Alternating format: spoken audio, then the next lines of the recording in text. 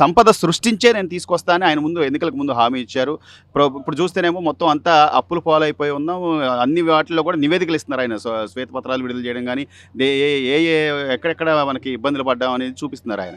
కానీ జగన్మోహన్ రెడ్డి గారు ఏమంటారంటే అసలు ఈ 2 నెలల్లోనే ఆర్థిక విధ్వంసం జరిగిపోయింది, అరాచక పరిపాలన కొనసాగుతుంది, మాకు టైం వస్తుంది అని చెప్పి అంటున్నారు. గత ప్రభుత్వం వచ్చిన కాడ నుంచి కూడా ఈ టీచర్స్ కానీ ఎంప్లాయీస్కి ఎప్పుడు కరెక్ట్ టైంకి జీతాలు ఇవ్వలేదు.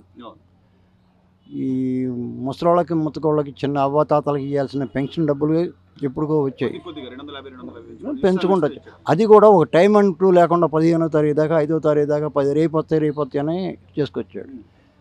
ఈ ప్రభుత్వం వచ్చిన మరుసటి రోజు నుంచే పాత 3 నెలలది 1000 పెంచిన 1000 రూపాయలు ప్లస్ వీళ్ళు పెంచిన 1000 రూపాయలు 4000 7,000 రూపాయలు అంతా ఒక్కసారి ఇచ్చేసాడు. ఒకేసారి ఒకే రోజు 90% 24 అవర్స్లో జీతాలు కూడా ఎంప్లాయీస్ జీతాలు కూడా 1వ తారీఖు వచ్చింది.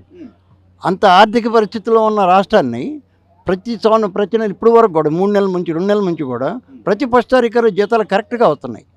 ఇప్పుడు ఈయన వచ్చిన తర్వాత అభివృద్ధి ఉంది, సంక్షేమం ఉంది, 2 ఉన్నాయి. కేంద్రం పోతే మనకు కావాల్సిన నిధుల గురించి గంటాపదం గట్టిగా పోరాడి శాంక్షన్ చేయించుకొని మళ్ళీ ఇప్పుడు తెప్పించుకోవడానికి ప్రయత్నం చేస్తున్నాడు. ఆగిపోయిన ప్రాజెక్టులు మొత్తాన్ని జల ప్రాజెక్టులు మొత్తాన్ని కూడా రన్నింగ్లో గాడిలో పెట్టడానికి ప్రయత్నం చేస్తున్నాడు. కర్ణాటకలో ఎక్కడో గేటు పగిలిపోతే ఈయన కృషి చేసి అక్కడ గేటు పెట్టడానికి ప్రయత్నం చేస్తున్నాడు. నీళ్ళన్నీ పోగతలకి గేటు పెట్టాలని కృత్రిమంగా గేటు పెట్టి ఆ నీళ్ళు ఆఫ్ చేయడం కోసం ఆయన విజన్ అలాంటిది. కానీ ఎంత ప్రతిపక్షమైనా కూడా కొంత టైం ఇవ్వాలి. కొత్త ప్రభుత్వం కూటమి అంటే ఆయన ఒక్కడిది కాదు, ఈ రోజున ముగ్గురు కలయికతో వచ్చిన ప్రభుత్వం, కొంత టైం ఇచ్చి చూద్దామని ధోరణి లేకపోగా 2 నెలలకే అసలు విధ్వంసం అని చెప్పి అతనికి పదవి కాంక్ష తప్ప నుంచి వేరే ఏం లేదు. అభివృద్ధి అనేది ఆయనకి హిస్టరీలో లేదు. ఆయనకి ఏది చేశాడు? ఏం చేయలేదు కదా. ప్రతి మంగళవారం మన ఆర్బీఐ కాడికి పోయి కూర్చొని నాకు అప్పు అనేవాడు. పైగా వాళ్ళు ఏదో ఆక్షన్ పెట్టుకునేవాళ్ళు. అలాంటిది 3వ వారం నుంచే మా ఆంధ్రప్రదేశ్ మీ యాక్షన్లో పాల్గొట్టలేదు, మాకు డబ్బుతో అవసరం లేదని అవాయిడ్ చేశాడు. ఆయన ప్రభుత్వం వచ్చిన కాడి నుంచి కూడా ప్రతి వారం ఎంత ఇస్తారని కూడా తెచ్చుకునేవాడు. 25 కోట్లు 30 కోట్లు అట్లాగా 3 వారాలు తెచ్చుకున్నాడు. 4వ వారం నుంచి మేము పాల్గొట్టలేదని చెప్పేసి అవాయిడ్ చేశాడు.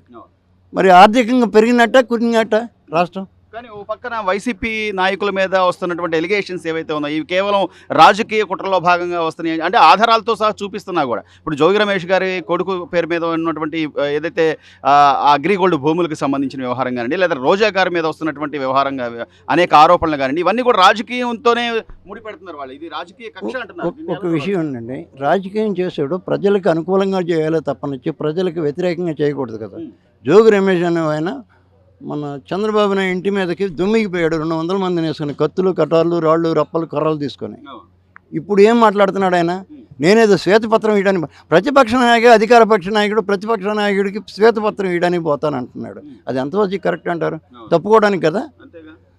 నా కొడుకు చిన్నపిల్లాడు, నాకు ఏం తెలియదు, అమెరికాలో చదువుకొని వచ్చాడు, ఉద్యోగం చేసే కుర్రాడు అని చెప్పి వాళ్ళ అమ్మ జోగి రమేష్ భార్య వీళ్ళందరూ గోల్ చేస్తున్నాడు.